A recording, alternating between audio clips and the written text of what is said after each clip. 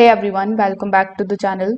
In today's video, I'm going to show you exactly how to reset American Standard Furnace in 2026. Now, if your American Standard Furnace is not heating or if it is showing any kind of error, a quick reset can often fix this particular issue. So in order to first of all reset it, you just have to switch off the power supply to the furnace.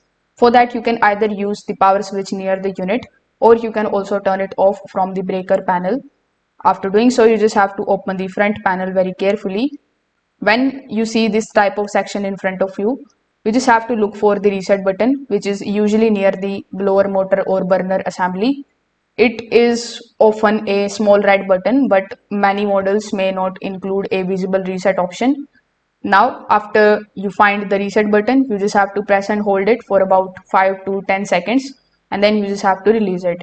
Now, if there is no button, you can leave the power off for about 1 minute and then you just have to turn it back on.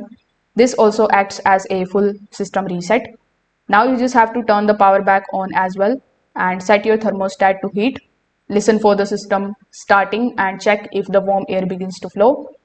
If this video helped you out, make sure that you like this video and subscribe to the channel. Thanks for watching.